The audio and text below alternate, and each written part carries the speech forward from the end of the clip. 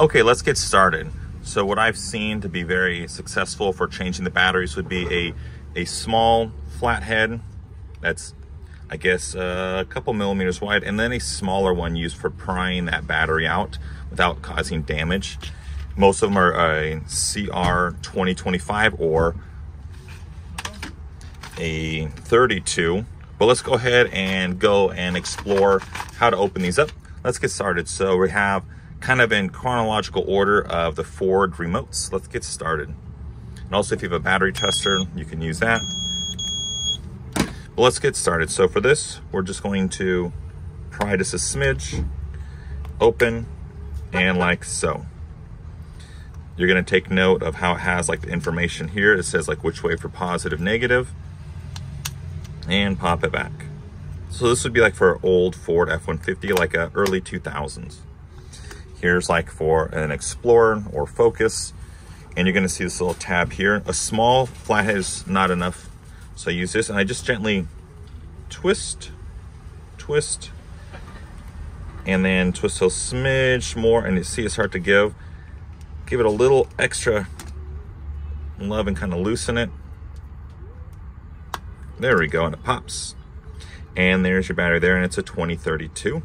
Don't lose this rubber gasket. It's very important. It helps seal it so like moisture and humidity don't destroy your remotes. Cool. Now if we look at the weird one, this is like a Focus and a Fiesta key. Not my fan personally, but we're gonna use this and kind of wedge like so. Open it, and you're gonna see these little tabs here and here. You can just kind of use your fingernail and pull, like unclip it. Cool.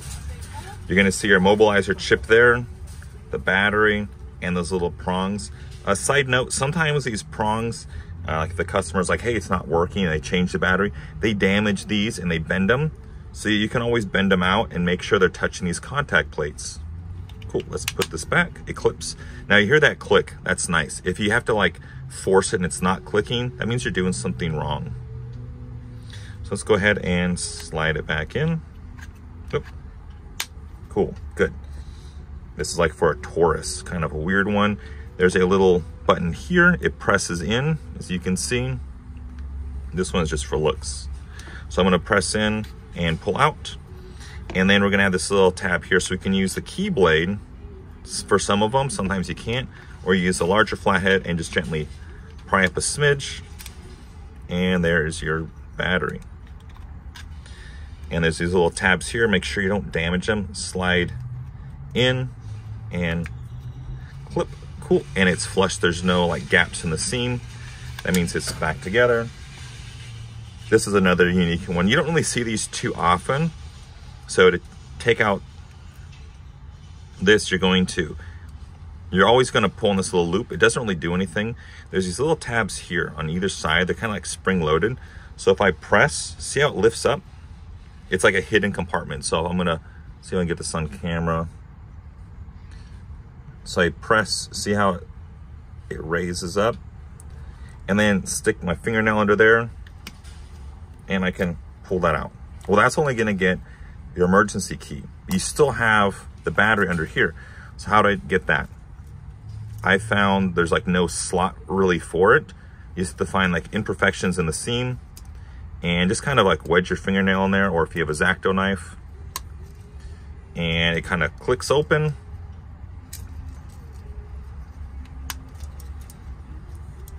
And there's like a little pin back here that like secures this ring. You just want to be gentle. Don't break that off, be very gentle. And then there's your battery. Cool. So that little pin, it slides in there. You just want to be gentle. And boom, put that back. Now you're gonna notice if you try to put this in, there's a little lip. So you want to slide that in and put it like that. Slide it back, kind of reverse the steps. Cool. Now let's look, this is like for an Escape or the newer types. It's the Prox. You're going to pull this out. There's your emergency key, and you're gonna notice for some vehicles you can use the emergency key to open. There's like a tab here. It's not really big enough, So just use the flathead and just gently pry up like so, and it opens, and there's your battery. And let's close it and pop it back in. Cool. Your flip keys, you're just going to press and hold here. You don't want to hold on here. You don't want to damage this, the key action. Press and hold here. Use your thumb and pry. It's going to be hard, and pop it off. And then put it back like so, and close it. Be gentle with these. This one's a tricky one. One, it doesn't work on the standard frequencies for some of them. If you're looking at the Mustangs and stuff like that, sometimes it doesn't register. It's just a newer frequency, or sometimes it does. Side note, like the newer ones, they have a higher frequency. So now when you look at this one's tricky. Like there's no pull out like these other keys. There's a little tab here, press in and out. And then here's your emergency key. There's a little tab here, locks it in, but there's no battery. What you want to do is use a small little flathead. You're going to see a hook here, and down here. Be careful with this plastic section that holds on here. People break it off all the time. You're going to use your smaller flathead and kind of wedge in here and up, and see how it clipped off. And I'm going to press in here and clip off. Cool. And be gentle. Open it. Now, if we put this down, keep away from that, you're going to notice you have 2 batteries. You can see that. So if we gently pay note of what we're doing, we take one battery off, you're going to have this little piece of paper or cardboard or felt that separates the batteries. So we have it positive down, touching this side, and that's basically positive touching with a section in the middle like so. So when you're changing the battery, you have to change both batteries because they're both going to be dead. So you put it back like so. Now sometimes you're going to see a little piece of paper insert in there that has a diagram showing the positives facing each other, and that helps. But sometimes you don't. Let's go ahead and put this back. And we're going to take note of the clips here. That's going to be very important for this section. These get broken off all the times, even if it's a factory key, because people just have a lot of weight on their keychains and they break it off. So we're going to slide that back in, make sure it's flush.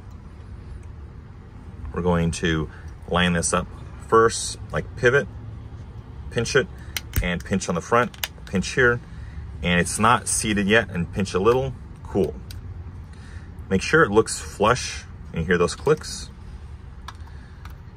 Put the emergency key back in, and then from here, start from the back and clip. See how it's not seated? It's incorrect. Let's go ahead and make a second attempt. We're gonna, there we go. Clip and clip, good. It's nice and sealed, good. Now we're gonna look at this one. There's a little button here, and we're gonna see that this, like other Prox keys, you can use this to open and gently pull. It's gonna be a very tight fit. It feels like you're gonna break it and break this plastic. Just be careful. Just gonna kind of slide under here in a little force. And I'm just gonna kind of, there we go. And it pops out. And this is gonna be a 2450. It's one of those big monster batteries. It'll last a really long time. This is gonna be pretty common for some of the new push start Prox keys. And then a little tab here, and slide it forward and down, and you're good. So that's how you're gonna change the batteries for that whole, like, I guess, generation of Ford keys. Pretty simple, using a small and a smaller flathead to kind of pry and dig out those batteries if needed. And you're using a 2025 or a 2032 or a 2450. And yeah, hope that's helped. Go ahead and check out the other videos if you can. Helpful. And if you have any suggestions, let me know and I can make some more videos. Thanks, and see you later. Bye.